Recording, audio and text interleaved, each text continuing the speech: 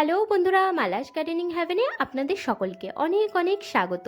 আশা করি আপনারা সবাই অনেক ভালো আছেন। আমিও অনেক ভালো আছি, সাথে বাগানের নিত্য কাজে ব্যস্ত আছি। বন্ধুরা, ছাদ বাগানে আমরা সবাই কম বেশি একটা একটা সবজির গাছ লাগাতে পছন্দ করি। আর এই সবজির গাছগুলোই আমরা হয় দোকান থেকে কিনে নিয়ে আসি, নয়তো দানা কিনে নিয়ে এসে তারপরে লাগাই। তো আজকের ভিডিওতে আমরা দেখব গরমের বেশ কিছু সবজির দানা বা গাছ যেগুলো আমরা বাড়িতে থাকা দানা থেকেই লাগাতে পারি। সেগুলোর জন্য দানা কেনবার কোনো প্রয়োজন নেই। তো এই গরমে আমরা সবার প্রথমেই যে গাছটা লাগাতে পারি সেটা হচ্ছে উচ্ছে বা করলা। উচ্ছে বা করলার দানা কিন্তু বাজার থেকে কিনে নিয়ে আসার একদমই দরকার নেই। বাড়িতে নিয়ে আসা একটু বুড়ো ধরনের যে উচ্ছে বা করলা, তার দানাকে মাটির মধ্যে যদি আপনারা বসিয়ে দেন, ঠিক 10 থেকে 15 দিন পরেই দেখবেন এরকম ছোট ছোট চারা তৈরি হয়ে গেছে। এই চারাকে খুব সহজে এখান থেকে তুলে নিয়ে যে কোনো বস্তা বা বড় গামলার মধ্যে বসালে সেখান থেকে কিন্তু আপনারা প্রচুর পরিমাণে উচ্ছে পাবেন বা করলা পাবেন। তো আমি এর আগে তো বহুবার আমার ভিডিওতে আপনাদেরকে করলা হারভেস্টিংয়ে দেখিয়েছি।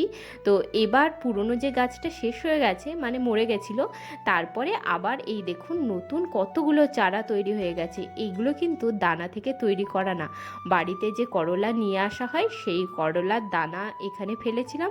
তো সেখান থেকেই দেখুন কত সুন্দর চারা তৈরি হয়ে গেছে। নর্মালি আমরা যারা গার্ডেনিং করি তারা সবজির খোসার কিন্তু খুবই ভালোভাবে ব্যবহার করি ছাদে, কারণ সবজির খোসা থেকে খুবই সুন্দর সার তৈরি হয়। আর সাথে ওই সবজি ধোয়া জল বা সবজির খোসার মধ্যে কিছু দানা পড়ে থেকে এইরকম কিন্তু ছোট বড় চারা তৈরি হয়ে যায়। তো সব সময় কিন্তু উচ্ছে বা করলার গাছ যে আপনারা কিনে নিয়ে আসবেন বা দানা নিয়ে এসে লাগাবেন তার কিন্তু প্রয়োজনই নেই। আজকে আপনাদেরকে বলে দিলাম, এরপরে কিন্তু আর কখনো আপনারা উচ্ছে বা করলার দানা কিনবেন না, কারণ বাড়িতেই কিন্তু খুব সহজে অনেক চারা আপনারা তৈরি করে নিতে পারবেন।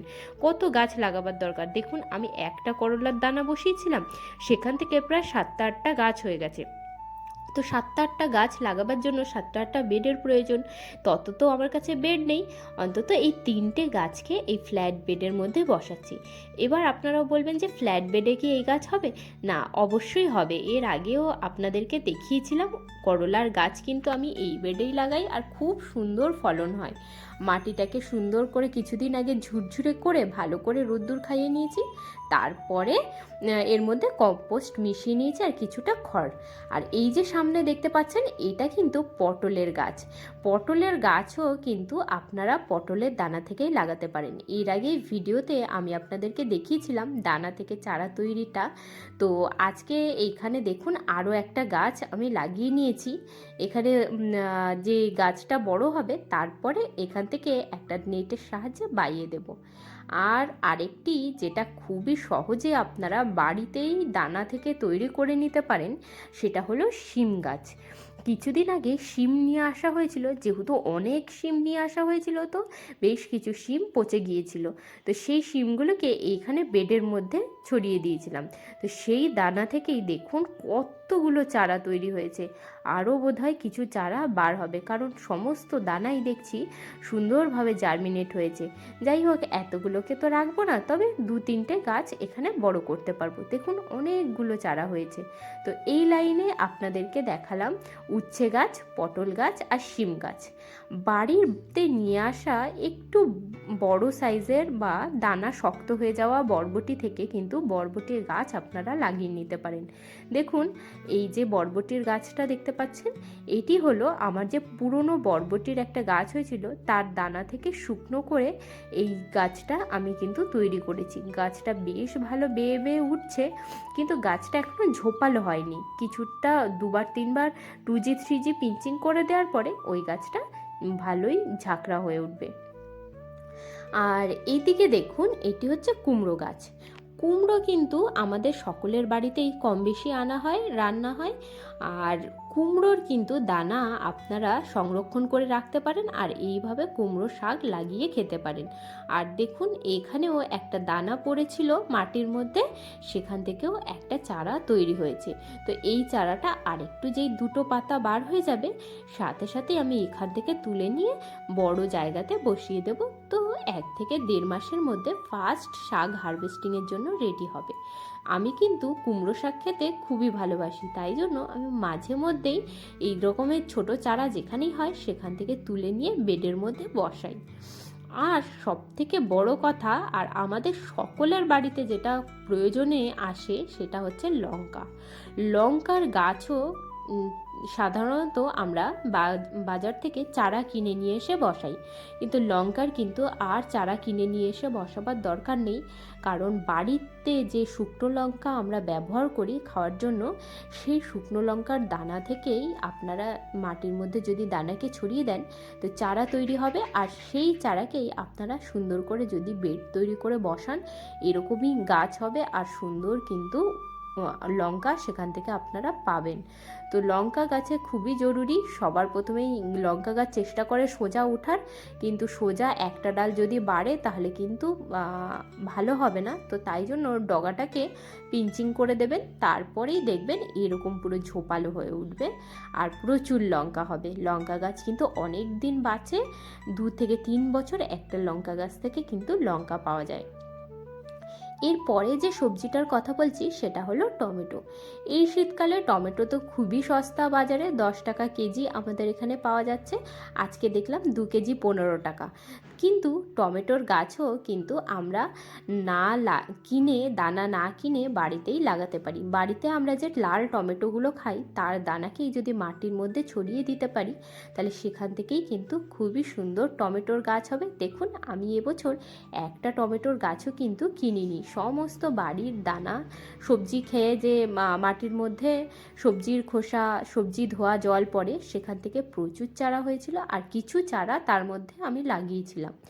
তো এই দেখুন সেই সমস্ত গাছে কিন্তু প্রচুর টমেটো হয়েছে। আর সত্যি কথা বলতে বাজার থেকে কিনে নিয়ে এসে টমেটো খাওয়ার থেকে এই বাড়ির টমেটো যদি আপনারা খান তাহলে সত্যি বুঝতে পারবেন যে কতখানি পার্থক্য, স্বাদের ডিফারেন্স। আর এগুলো সম্পূর্ণ অর্গ্যানিক, কোনো প্রকারে কিন্তু কেমিক্যাল সার দেওয়া নেই। তো এরপর থেকে টমেটোর চারা আর কিনবেন না, বাড়ির টমেটো থেকেই চারা তৈরি করবেন। এরপরে আসি সর্ষে। বাড়িতে আমরা রান্নার কাজে যে সর্ষেটা ব্যবহার করি সেই সর্ষেকেই একটু মাটি তৈরি করে যদি আমরা ছড়িয়ে দিই, সেখান থেকে আমরা কিন্তু সারা বছর সর্ষে শাক খেতে পারি। আর সর্ষের গাছ যখন বড় হবে এরকম ফল তৈরি হবে, আর একে এইভাবে যখন পোক্ত হয়ে যাবে, প্রায় শুকিয়ে আসবে, তখন ডাল থেকে কেটে নিয়ে একটুখানি শুকিয়ে নিলে এখান থেকে কিন্তু আমরা আবার রান্নার সর্ষে সংগ্রহ করতে পারি। এই দেখুন এইভাবে এই গাছগুলোকে কেটে নিলাম, কারণ এর প্রত্যেকটা ফলই পোক্ত হয়ে গেছে। এবার 2 থেকে 3 দিন একটুখানি রোদ্রে শুকিয়ে নিলেই আপনা আপনি মুখগুলো খুলে ভিতর থেকে সর্ষেগুলো বেরিয়ে আসবে। তো একটা পাত্র বা কাপড়ের ওপরে 3 থেকে 4 দিন এগুলোকে শুকিয়ে নিতে হবে, তাহলে আপনা আপনি সর্ষেটা বেরিয়ে আসবে। তো এই সর্ষেও কিন্তু আপনারা খুব সহজে বাড়ির সর্ষে থেকে তৈরি করতে পারেন। আবার এই দেখুন সর্ষে গাছ মাটিতে লাগানোর আরেকটি উপকার হচ্ছে, এই গাছ লাগাবার পরে মাটির মধ্যে কিন্তু নাইট্রোজেনের পরিমাণ বৃদ্ধি হয়। বিনা কারণে আপনার যে সমস্ত মাটির মধ্যে আপনি মনে করছেন সার কম বা যে মাটিতে গাছ ভালো হচ্ছে না, একবার দুবার সর্ষের গাছ আপনারা লাগাতে পারেন, তারপরে দেখবেন মাটির কোয়ালিটি অনেকখানি ইমপ্রুভ করে যাবে। সর্ষের মতো একইভাবে আপনারা কিন্তু মেথি শাকও, মানে রান্নার মেথিটাকে মাটি তৈরি করে ছড়িয়ে দিলে মেথি শাক পাবেন আর মেথিও খেতে পারবেন। খুব সহজেই কিন্তু এই গাছগুলো বাগানে হয়ে যায়। দেখুন এতগুলো সর্ষে তৈরি হয়েছে, আরও বাগানে এদিক ওদিক আছে, সেগুলো এখনও পোক্ত হয়নি, তো পোক্ত হলে সেগুলোকে তুলবো। এইখানে দেখুন বেশ কিছু সর্ষে আমি ছড়িয়ে দিয়েছিলাম, তো সেখান থেকে গাছ বেরোনো শুরু করেছে। এইখানে যে দেখতে পাচ্ছেন এগুলো হলো হেলেঞ্চা শাক। কিছুদিন আগেই বাড়িতে হেলেঞ্চা শাক নিয়ে আসা হয়েছিল, তো ডগাগুলোকে খেয়ে গোড়াগুলোকে আমি মাটির মধ্যে বসিয়ে দিয়েছিলাম। সেই ভিডিওটা তো আপনারা আগেই দেখেছেন। তো এই দেখুন এখন প্রায় 1 মাস হয়ে গেল, তো ফার্স্ট হারভেস্টিংয়ের জন্য শাক একদম রেডি হয়ে গেছে। আর এবছর শীতে যে লাল শাক আমি লাগিয়েছিলাম সেই লাল শাকেই কয়েকটা গাছ একটুখানি বুড়ো করেছিলাম, মানে দানা পাকিয়েছিলাম, সেইখান থেকে একটুখানি দানা নিয়ে এখানে বেডটার মধ্যে ছড়িয়ে দিয়েছিলাম। তো দেখুন খুব সুন্দর লাল শাকও কিন্তু এর মধ্যে হয়েছে। এর মধ্যে দুটো আপনারা ভেন্ডি গাছ দেখতে পাচ্ছেন, এগুলো কিন্তু বাড়ির দানা থেকে নয়, এগুলো কিন্তু মানে কিনে নিয়ে আসা দানা থেকেই গাছগুলো হয়েছে। এখানেও রয়েছে একটা ভেন্ডি গাছ আর কয়েকটা লঙ্কা গাছ। তো বন্ধুরা, আজকের ভিডিওতে আমরা যে সমস্ত সবজির গাছগুলো দেখলাম, একটা সবজির গাছও কিন্তু আমার কেনা নয়, সমস্তই বাড়ির দানা থেকে লাগানো গাছ। আর দেখুন সবজি কিন্তু ভালোই হয়েছে।